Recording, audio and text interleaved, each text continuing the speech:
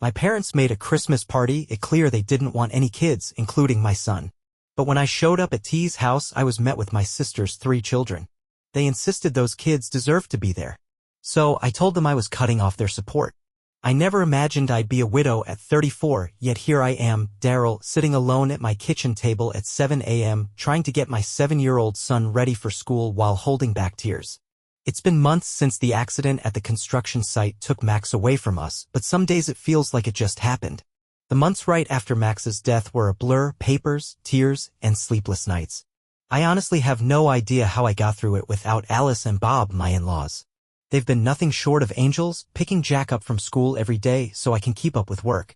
I drop by their house afterward to pick him up and every time they try to give me money.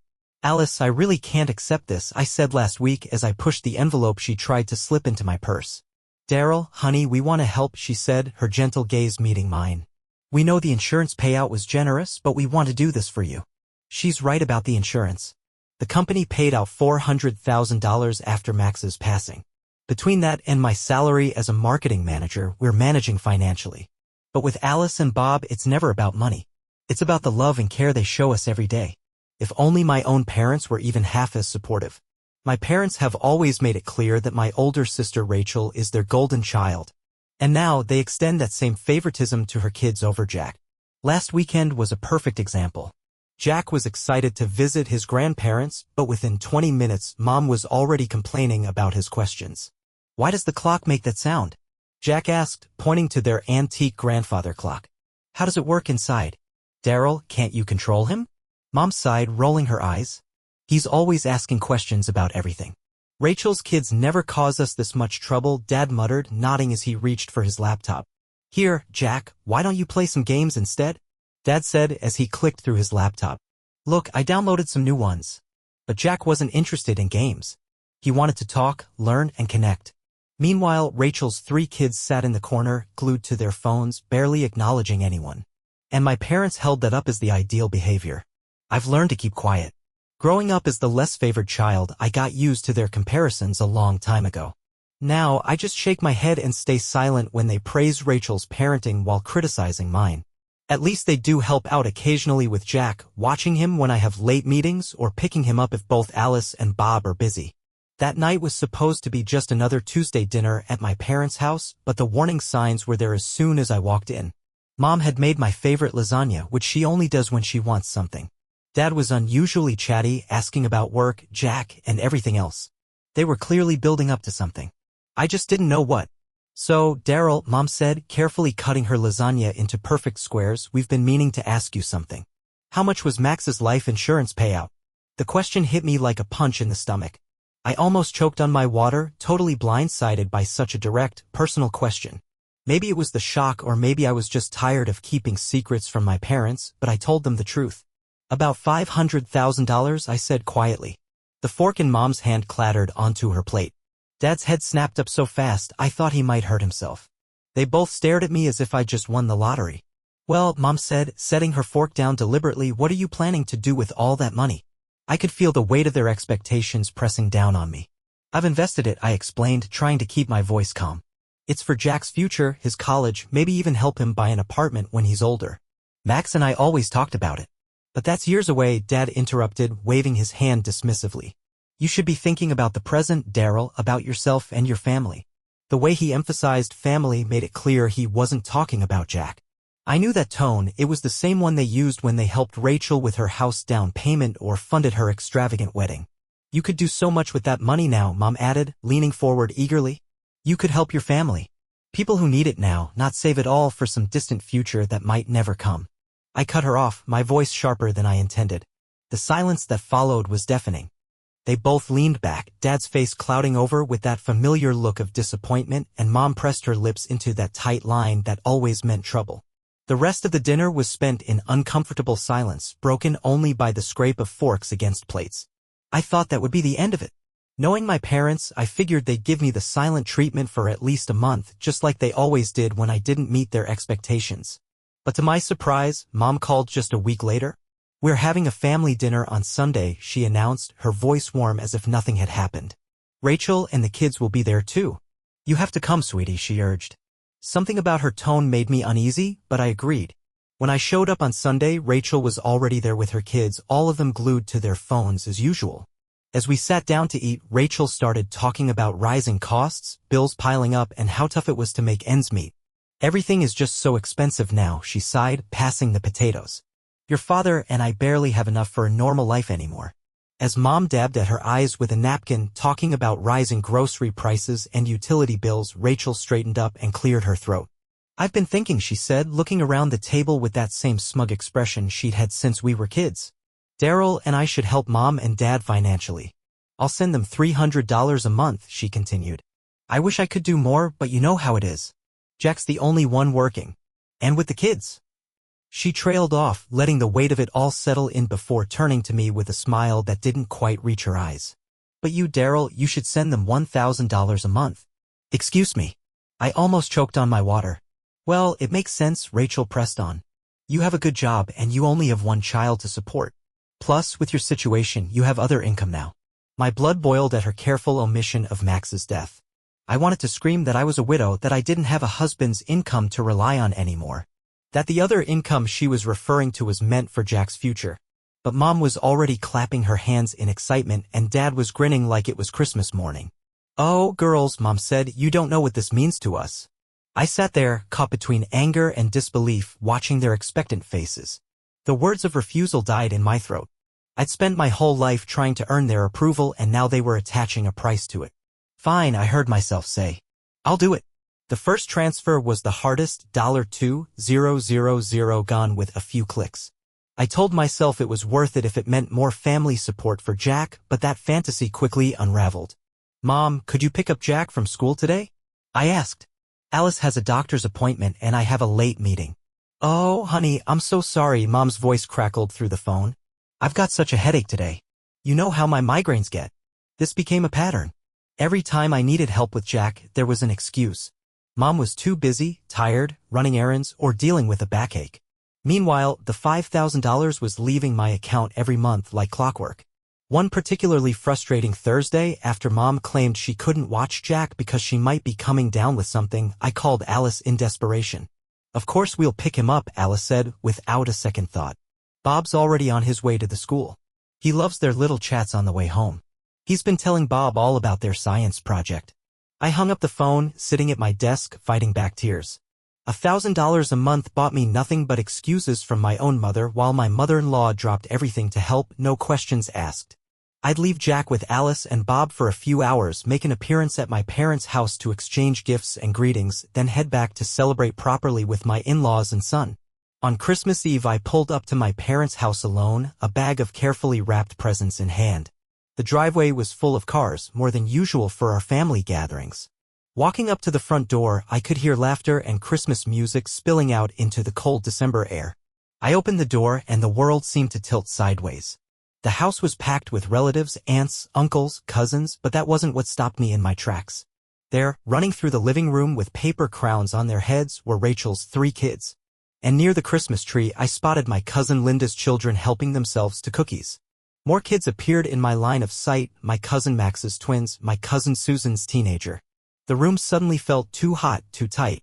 I stood in the doorway, the gift bag hanging limply from my hand as the reality of the situation sank in. This wasn't an adults-only party at all, it was a party where only my son wasn't welcome. I stood frozen in the doorway, my mind struggling to process the scene before me. My Aunt Marie was the first to spot me. Daryl, sweetheart? She rushed over to hug me, then looked around expectantly. Where's little Jack? Don't tell me he's sick on Christmas Eve. Before I could answer, my cousin Peter chimed in. Yeah. Where's our favorite little scientist? Jake's been wanting to show him his new chemistry set. More relatives gathered around, all asking the same question. Where was Jack? Why had I come alone? Each inquiry felt like a knife twisting in my gut. I couldn't form words, couldn't explain what I didn't understand myself. Through the crowd, I spotted my mother in the kitchen arranging cookies on a Christmas-themed platter as if everything was perfectly normal. As if she hadn't just excluded her only grandson from a family celebration. Excuse me, I managed to say, pushing past my concerned relatives. My feet carried me to the kitchen on autopilot, anger building with each step. Mom, I said, my voice low and controlled. Can we talk privately? Something in my tone made her put down the platter. I led her into the hallway away from prying eyes and ears. You told me this was an adults-only party, I said, fighting to keep my voice steady. You specifically told me not to bring Jack. So why are Rachel's kids here? Why are all the cousins' children here? Mom straightened her Christmas sweater, not meeting my eyes. Well, that's different. Different how? Those children, she said, gesturing vaguely toward the living room, know how to behave at formal gatherings. They're well-mannered. I stared at her in disbelief. Well-mannered? Jack is one of the most polite children I know. His teachers praise his behavior constantly. Alice and Bob always say, "Oh, Alice and Bob," Mom interrupted, rolling her eyes. They spoil him, encourage all those endless questions. The other children, they deserve to be here more, they know their place. As if on cue, a commotion erupted from the dining room. Rachel's youngest son, Kevin, had grabbed a handful of deviled eggs and was throwing them at his sister. The eggs sailed across the room, splattering against Emily's new Christmas dress as she shrieked. I turned back to my mother, raising an eyebrow. Yes, I can clearly see their superior manners on display. Mom's face hardened. That's just children being children, but when Jack asks questions about how things work, that's unacceptable behavior? Don't be so dramatic, Daryl. He's fine with Alice and Bob. I'm leaving, I announced, turning toward the door. I'm going back to my son. Mom shrugged, examining her manicure. Fine. Leave if you want to make a scene. But put your gifts under the tree first, we're opening them after dinner. Something snapped inside me as I stood there, watching my mother's dismissive shrug. Before I could second-guess myself, I walked into the center of the living room. I cleared my throat loudly, the sound cutting through the holiday music and chatter. Heads turned, conversations died mid-sentence, and suddenly all eyes were on me. Several of you have asked why I came alone tonight. I began, my voice stronger than I expected. Why Jack isn't here celebrating Christmas with his family? Rachel started to move toward me, but I held up my hand. Let me finish. I'm here alone because a week ago, Mom called and told me this was an adults-only party. I was specifically told not to bring Jack. What? Aunt Marie's voice cut through the silence. But all the children are here. We didn't know anything about a ban on children, Uncle Steve added, looking confused. Mom stepped forward, her face flushed. Daryl, this isn't the time. Oh, I think this is exactly the time. I continued, my voice rising slightly. Because you see? There wasn't really a ban on children. There was a ban on one child. My son, who apparently isn't good enough for this family's Christmas celebration. The room erupted in murmurs. I saw shocked faces, disapproving looks directed at my parents, and confused children watching the adult drama unfold. But that's not even the best part. I laughed, but there was no humor in it. While my son isn't good enough to attend Christmas, I'm apparently good enough to send my parents every month. And Rachel here sends $500. Rachel's husband Jack's head snapped up. Wait, what? What $500?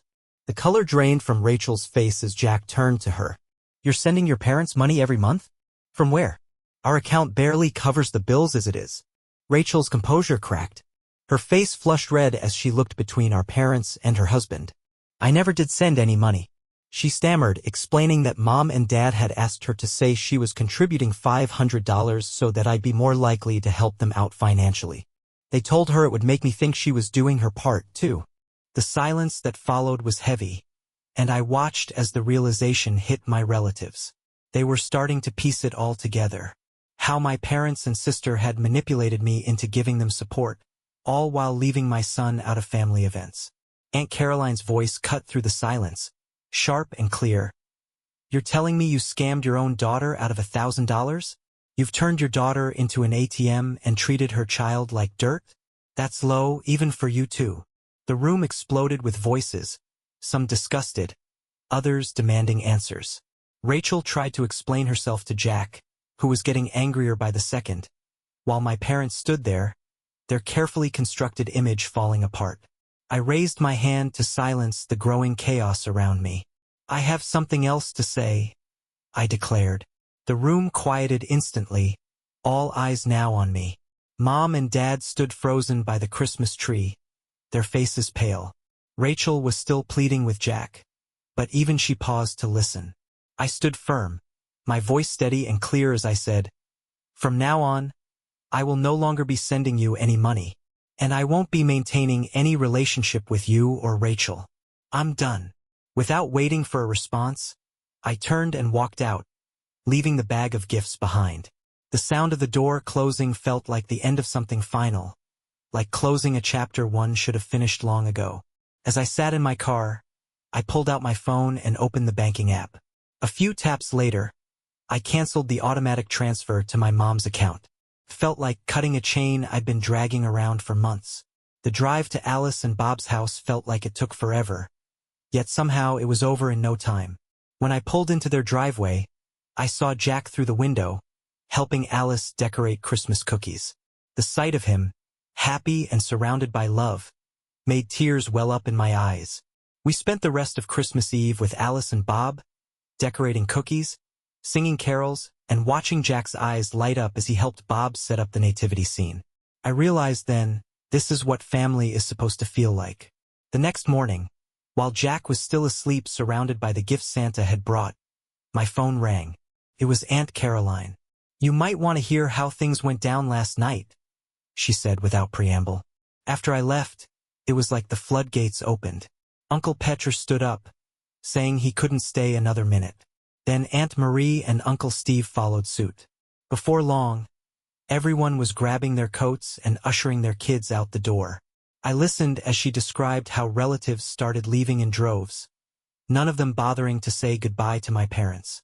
Some had made loud comments about manipulative behavior and the shame they felt being part of this family. "And Jack?" I asked softly. "Oh, honey, he was furious," Aunt Caroline replied. "He packed up the kids right there and told Rachel he needed time to think about their marriage. He said he was taking the kids to his parents for Christmas." Rachel was in tears, and as much as my parents tried to smooth things over, it was already too late. I could hear Aunt Caroline take a breath before she added, "I just want you to know, Daryl, we're all on your side. What they did to you and Jack is unforgivable." After hanging up, I sat on my bed, trying to process everything. Then my phone started buzzing. Messages from Mom, Dad, and Rachel. They all sent essentially the same message. "We're sorry. We were wrong. Please talk to us. We can explain." I read each message once and then archived them, not bothering to respond. The week between Christmas and New Year's passed in a peaceful blur. Jack and I spent quiet evenings with Alice and Bob, playing board games, watching holiday movies, and simply enjoying the company of people who truly loved us. On New Year's Eve morning, the doorbell rang. Looking through the peephole, I saw Mom and Dad standing on my porch, holding an elaborate package. My heart skipped a beat as I debated whether or not to answer. "Daryl, we know you're home," Mom called out, her voice muffled through the door. "Please, we just want to talk." After a moment's hesitation, I opened the door but stood firm in the doorway, blocking them from entering. They looked smaller, somehow not as intimidating as they had just a week ago. "We brought this for Jack," Dad said, holding out the package. Through the wrapping paper, I could make out the logo of an expensive electronics store. "He doesn't need it," I replied, not making a move to take the gift. "Please, Daryl," Mom urged, stepping closer. "We know we were wrong, the way we treated Jack, the manipulation with the money. We're truly sorry. And we want you to know," Dad added quickly, "that this isn't about the money we were asking you to send. We really do feel terrible about everything." I studied their faces, searching for some trace of sincerity. "Are you sorry because you understand what you did was wrong, or are you only sorry now because the whole family knows and has turned against you?" They exchanged a look, and in that moment I had my answer. "I think you should leave," I said quietly. "I don't believe you and I don't trust you, not anymore." "But we're family," Mom protested, her eyes filling with tears. "No," I shook my head. "Family doesn't manipulate each other. Family doesn't exclude a child from Christmas. Family doesn't lie and scheme for money. What you did, this isn't family." Eventually, they left, still clutching the unwanted gift, their apologies trailing behind them as they walked to their car. I watched them drive away, and instead of feeling sadness, I felt a deep sense of relief. In the months that followed, I stuck to my decision. I didn't answer their calls or respond to their texts. Rachel tried reaching out too, but I blocked her number. The money I had been sending to my parents now went into Jack's college fund. The strange thing about cutting toxic people out of your life is how much space it makes for better relationships to grow. Aunt Caroline started inviting us to Sunday dinners. Uncle Petra and his wife had us over for barbecues where Jack could play with his cousins. Everyone made a point of including him, taking interest in his questions and passions. Mom, why does Uncle Petter's pool have that funny smell? Jack asked one summer afternoon. That's the chlorine, buddy, Uncle Petter answered before I could, diving into a detailed explanation of water treatment and chemical reactions which had Jack fascinated. I watched my son bloom under the love and attention of family who actually wanted to know him, not change him. Now Jack called Alice and Bob Grandma and Grandpa exclusively, and they continued to be our rock, our safe haven in every storm.